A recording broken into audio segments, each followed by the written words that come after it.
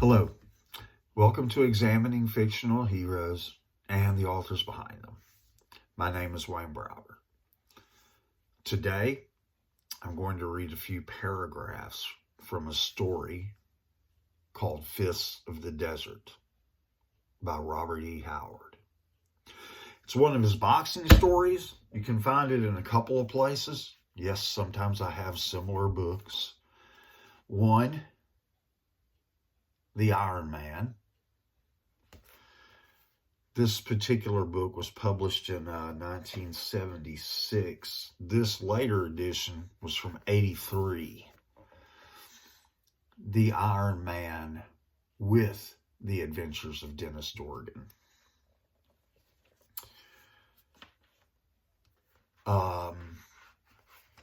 A few things about that.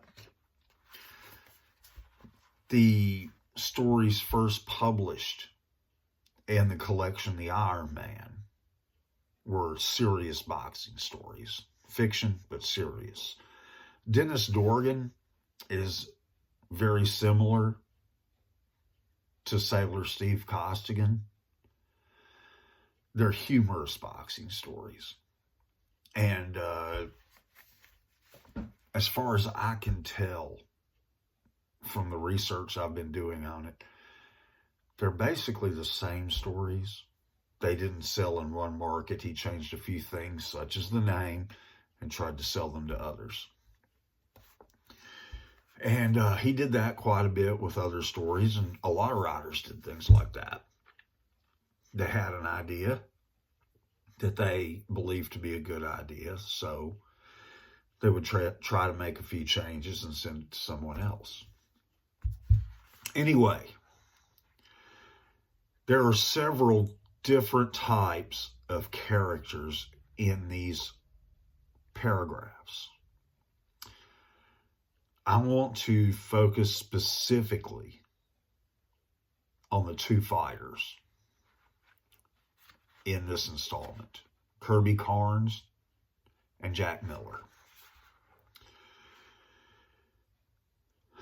Lyman was shrewd enough to sense Karnes' innate honesty and to say nothing about the setup.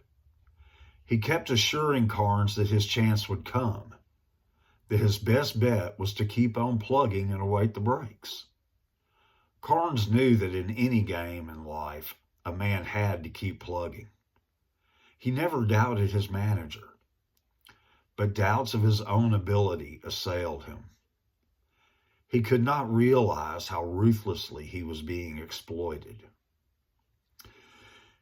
When he sat in his corner that night, waiting for the bell, he stared idly around the ring at the faces that had grown familiar to him.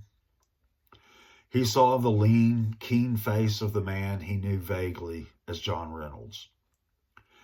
He saw the swarthy, brutal face of Big John Lynch, flanked by his hard-jawed henchmen, Steinman, McGordy, and Zarelli. Lynch was a gambler, almost the boss of Barbary Street. Across the ring, Jack Miller, lean, hard with corded muscles, a merciless face unmarked except for a dented nose. A man who had never reached the top himself, but over whose form an ambitious fighter must climb. By far the best man Karnes had ever faced. Lyman fumbled with towels and bucket, glancing furtively toward Big John Lynch, chewing his cigar in the front row. Mechanically, Karnes shuffled his feet in the resin dust. This was an old story now.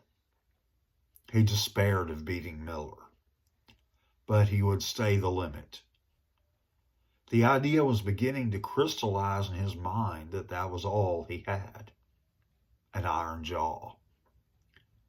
Each man has his niche in life. His was the role of the Iron Man, fighting not so much to win as to stay the limit. To finish on his feet constituted a victory for him. It was strange, but Lyman said it was so.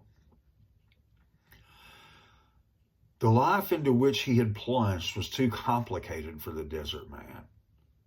Blindly, he had followed Lyman's guidance. He never even knew what his purse was. It seemed consistently small. He wondered dully about that now. Of late, he had found it difficult to think straight. At times, he seemed to be moving in a fog, and often there was a throbbing at the base of his brain. It was harder to shake off the numbing paralysis of squarely landed blows than it had once been. He passed his gloved hand absently over his thickened ears. Already he was marched like a veteran. A revulsion shook him. A man must start at the bottom in any game, but he seemed fated to remain at the bottom.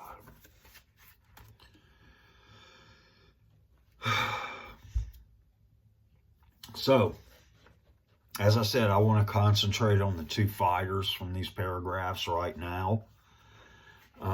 As usual, there's a lot of stuff in this story. One I'd really like to delve more into in the future. Hopefully I'll get the chance.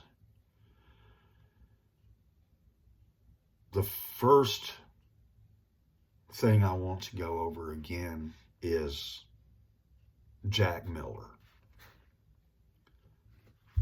described as a man who would never reach the top himself, but over whose form an ambitious fighter must climb.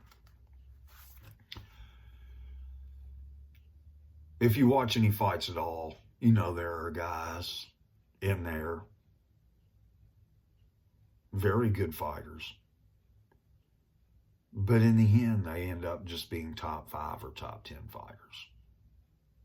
They never make the title, regardless of how good they are. And it happens in life.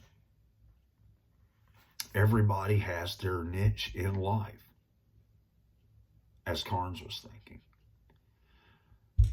Regardless of what you get into as your work, as a hobby, what have you. Very few of us ever reach the top of those things.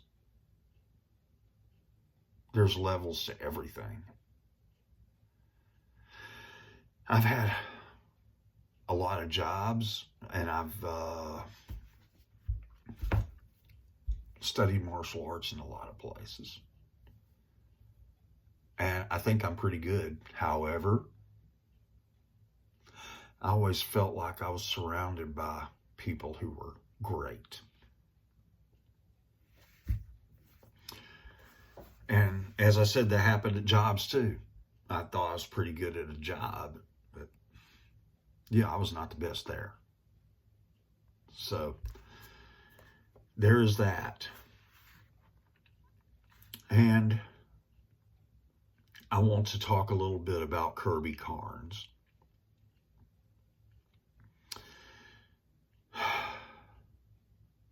Karnes knew that at any job in life, a man must keep plugging, and that doubts of his own ability assailed him.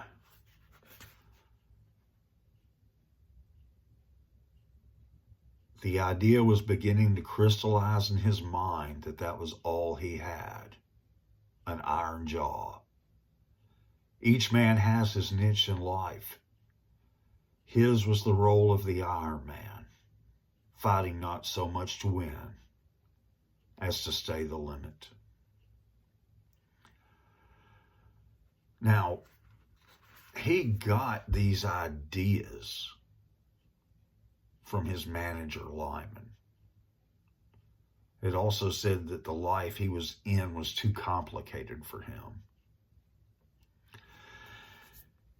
This is not to suggest that people from rural America are not as sharp as those who live in cities. But they don't have as much experience dealing with crooks as people in cities have. So he was unable to recognize some of the signs and some of the ways that he was being played. And I think a lot of us probably are very similar to that. We see things happen, but we don't understand them. And because we don't understand, we don't rightly know how to respond or to react to that. So it's best to always be aware that, as the saying goes, not everyone who smiles at you is your friend. Guys, I appreciate your time. I appreciate your listening. I hope you enjoy these and continue to. Have a good day.